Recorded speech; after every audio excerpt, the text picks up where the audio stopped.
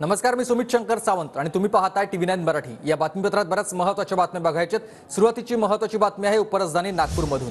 नागपुरातल्या सोलार एक्सप्लोसिव्ह कंपनीमध्ये स्फोट झालेला आहे आणि या स्फोटामध्ये 9 जणांचा मृत्यू झालाय। उपमुख्यमंत्री देवेंद्र फडणवीसांकडून नागपुरातील दुर्घटना स्थळाची पाहणी करण्यात आलेली आहे।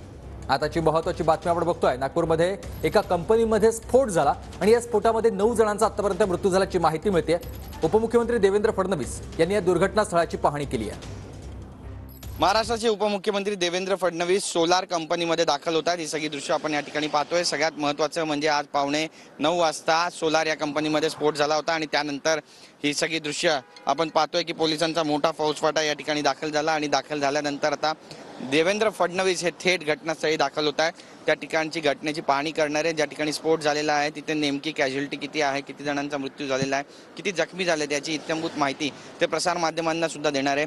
पण आता देवेंद्र फडणवीस या ठिकाणी अवघ्या काही वेळामध्ये पोहोचणार आहे। त्यासाठी आपण पाहतोय की पूर्ण तयारी झालेली आहे।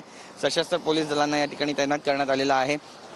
त्यासोबतच दंगल नियंत्रण पथकाची सुद्धा या ठिकाणी तैनाती करण्यात आलेली आहे। बॅरिकेडिंग करून हा संपूर्ण परिसर जो आहे तो आपण पाहतोय की कॉर्डन ऑफ करण्यात आलेला आहे। नो मॅन्स लँड अशा पद्धतीचं वातावरण सध्या या ठिकाणी पाहायला मिळतंय। कंपनीच्या समोर कुणालाही येण्यास परवानगी नाहीये आणि त्यामुळे देवेंद्र फडणवीस आल्यानंतर नेमकी इथली परिस्थिती काय असणार आहे हे पाहणं अत्यंत महत्त्वाचं ठरणार आहे। कारण त्यांनी यापूर्वीच जे मृतक आहेत त्यांना मदतीचं आश्वासन दिलेलं आहे। मात्र ही मदत किती मोठ्या स्वरूपात असणार आहे हे पाहणं महत्त्वाचं ठरणार आहे।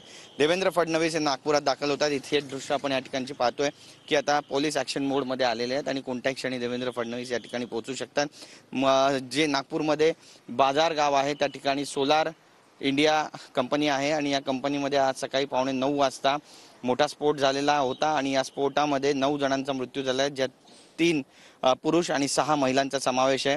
काही जणांनी नुकताच 1 दिवसापूर्वी इथे कामाला ड्युटी जॉईन केली होती आणि अकस्मात त्यांचा अशा पद्धतीने मृत्यू होणं हे अत्यंत चटका लावून जाणं आणि दुर्दैवाची बाब मानली जाते।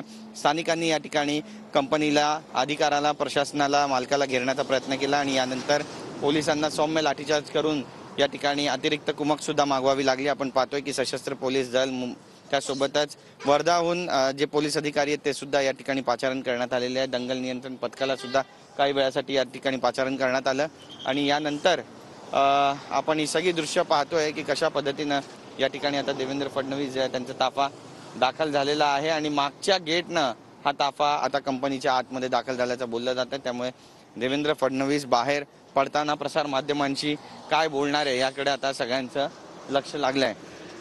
ही सगळी दृश्य आपण या ठिकाणी पाहतोय। या परिसराला एखाद्या छावणीचं स्वरूप प्राप्त झालेलं आहे।